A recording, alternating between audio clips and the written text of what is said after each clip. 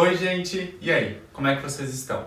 Hoje, a gente vai dar continuidade aos diálogos possíveis entre arquitetura e psicologia. E o nosso diálogo hoje vai ser sobre a casa como identidade.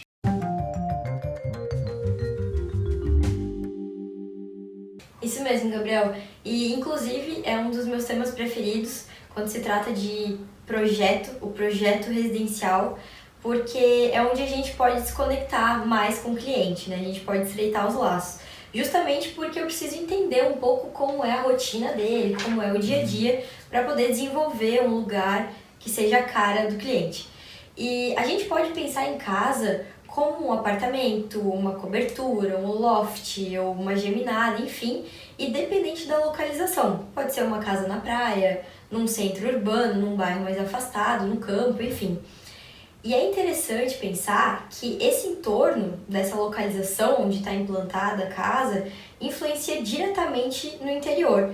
E esse interior acaba influenciando diretamente no usuário, né, na pessoa que ali habita.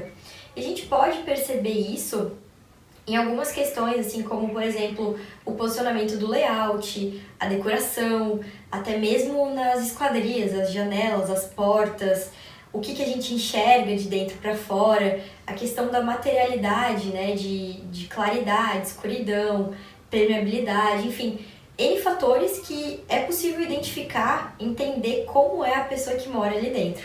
Certo. É muito interessante isso que tu traz, Júlia, da relação com o cliente a constituir, a formar essa casa, até porque me faz relembrar da minha experiência como clínico, quando eu sou convidado a fazer um atendimento domiciliar, né, por conta de alguma impossibilidade. E quando eu chego lá e esse consulente está na minha espera, existe todo um leque de possibilidades, intervenções, um mundo de intervenções que se abrem estando na casa dele, que muitas vezes esse consulente vindo até a clínica, vindo até o consultório, não é permitido, né? Então, quando eu chego lá, até o lugar que esse consulente vai me levar, né, para o nosso encontro terapêutico, esse lugar já diz muito, né?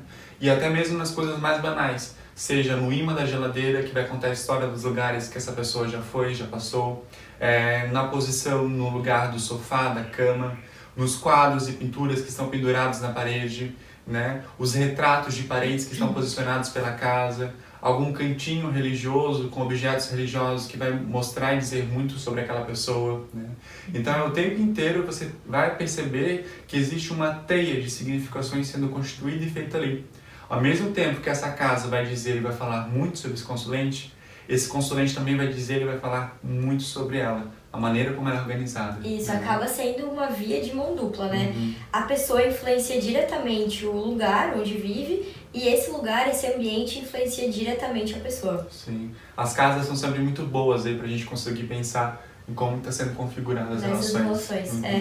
E tem uma coisa que eu observo muito no dia a dia, é que existem outros fatores que podem influenciar nessa identidade ou não identidade da pessoa que mora nessa casa. Uma delas é a questão dos profissionais, né, que às vezes o arquiteto ou designer, enfim, quer impor muito o seu gosto pessoal, o seu estilo pessoal, o que não é errado, porque a gente sempre tem uma identidade, né, uma assinatura, mas tem que ser feito com muita atenção, com muita cautela, para que isso não dessignifique o espaço, enfim, desde a decoração, enfim, todos os pequenos detalhes não signifique a pessoa que mora ali, né? Para realmente a casa, o lugar, ser a extensão do indivíduo. Isso que tu traz, Júlia, desse desconforto, né, dessa imposição desses arquitetos, desses profissionais, também faz lembrar de que muitas vezes é equivocado a gente pensar que a casa, o lugar, né, a residência, ela pode ser considerada uma casa no sentido de lar. Porque muitas vezes esse lugar, essa residência, também é espaço de sofrimento, também é espaço de violência. Quando a gente for pensar nas pessoas LGBTQ+, né, que são excluídas, que são expulsas, que são violentadas dentro de casa por não serem respeitadas, né, a gente vai pensar nesse lugar como uma residência, né, como uma residência que há sofrimento, né. Quando a gente pensa nas pessoas, nos sujeitos que fazem ajustamentos psicóticos e são retirados de suas casas e são institucionalizados para garantir alguma segurança, para não gerar desconforto no espaço dessa casa, dessa residência, também a gente está falando sobre sofrimento, né? E isso vem através do discurso. Muitas vezes, como clínico, o que a gente escuta é, né, não vejo a hora de sair daquela casa, não vejo a hora de romper, né, com aquele lugar que eu moro, porque me causa pressão, me sinto muito pressionado, quero liberdade, né? E isso vai gerando um desconforto na pessoa e vai gerando sofrimento. E é interessante a gente até dialogar sobre os ambientes da casa, né? Se a gente for pensar aí na sacada, nas lajes, né, como um espaço que eu posso estar dentro da minha residência, mas também estar fora, né? Posso pensar aí nas janelas, e é interessante pensar na janela como um espaço de reflexão, mas também de exposição. A gente vai acompanhar muito no movimento da arte, nas pinturas de quadros, quando se pinta a janela de uma casa, quando se pinta somente uma janela na tela, o que a gente vê ali muitas vezes é uma pessoa posicionada, pensando, refletindo sobre a vida, né? Tem até o exemplo das namoradeiras, né? Que é uma arte lá do Nordeste que exemplifica bem isso aí. A pessoa ali paradinha olhando na janela, vendo o movimento, né? Vendo essas relações. Até a posição dela com a mão no queixo, né, observando a rua, né? E aí também isso traz uma ideia de segurança, porque eu posso estar dentro da minha casa, observando esse mundo exterior, né? E aí o banheiro também, como espaço de privacidade e de solidão. É muito comum a gente ouvir, né? A pessoa entra no banheiro, ela coloca a música dela, é o espaço dela, né? Ali dentro ela tem liberdade. E aí a gente pode pensar também, é muito antiga essa discussão sobre espaço privado e espaço público, até no último vídeo nosso a gente discutiu bastante sobre espaço público, né? E alguns teóricos já estão mudando esses conceitos e percebendo que muitas vezes o espaço privado, que seria denominado como a nossa casa, tem sido cada vez mais invadido por esse público, né? Por exemplo, nossas casas estão o tempo inteiro agora sendo perfuradas e invadidas por informações. Então a gente tem a televisão que vai jogar todas as informações possíveis para a gente, os aparelhos eletrônicos como celulares, né, computadores que vão disponibilizar cada vez mais informação sobre a vida pública dentro desse espaço, né? E também quando a gente for pensar em casas em regiões periféricas, né, em que o Estado violenta, o Estado entra, né, de forma agressiva dentro dessas casas, e o que a gente tem acompanhado, principalmente em São Paulo, Rio de Janeiro e outras cidades brasileiras, né, desse Estado que entra, né, sem permissão, sem pedir licença, sem pedir eu posso entrar nessa sua casa, nesse espaço que é seu, né, e aí a gente pode pensar cada vez mais nessa vida pública, nesse espaço público que adentra esse espaço. Podemos pensar também nas casas, nas residências que muitas vezes em alguns locais são removidas, retiradas, mesmo os moradores pedindo ajuda e falando que aqui é a minha casa, aqui é o que eu tenho, aqui é o que eu moro, quanto que isso é violento. Então, é uma discussão cada vez mais recente a gente pensar que esse espaço, como se fosse um espaço privado, ele está cada vez mais sendo invadido contemporaneamente para essa esfera pública. Né? E quebrando de novo a questão da identidade, né? Então a gente imagina assim, essa realidade dura, mas que é a realidade que o Gabriel comentou do Estado, enfim, essa questão pública invadir o privado, isso a gente já não consegue ter. Então, quem dirá um espaço aconchegante de afeto que o indivíduo tenha a sua identidade ali criada, né, na ambiência. Então, isso, se a gente for observar bem a realidade onde a gente mora, acaba sendo um luxo, né? Porque não são todos que têm essa chance, essa posição. Acho que um filme para discutir muito bem a esfera pública e a esfera privada é o filme Aquários, com a Sônia Braga, um filme maravilhoso, recomendo.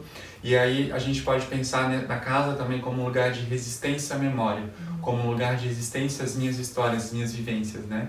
Então o filme ele vai ser em torno aí, o apartamento que a personagem da Sônia Braga mora é um apartamento que está localizado num terreno que o mercado imobiliário vê como um terreno incrível e vantajoso para construir um novo edifício naquele local, mas o filme inteiro ela resiste, o filme inteiro ela cria um movimento de resistência, porque naquela casa, naquele lugar, há espaço de memória. Então a gente pode pensar também na casa aí como um lugar de resistência à nossa memória, à nossa história, como nosso canto.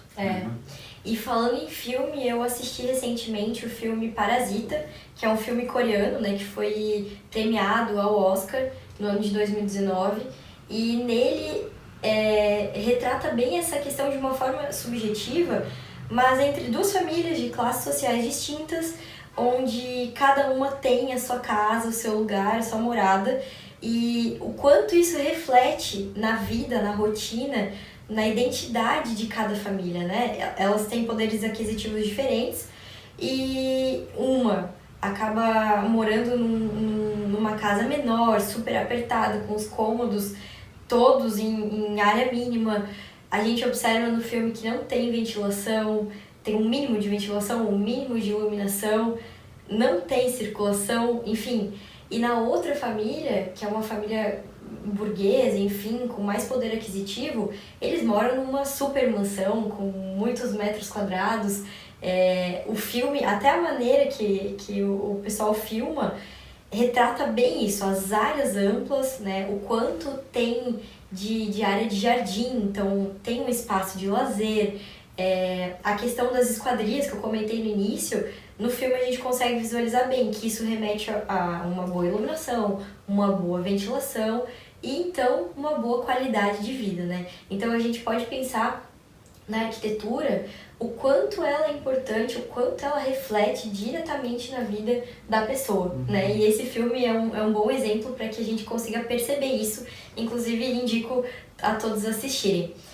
Uma coisa, Gabriel, que eu lembrei agora foi quando você comentou sobre as relações que se tem, as relações internas, externas, enfim, como isso caracteriza o lar, né? Às vezes a pessoa mora ali, mas não se sente em casa.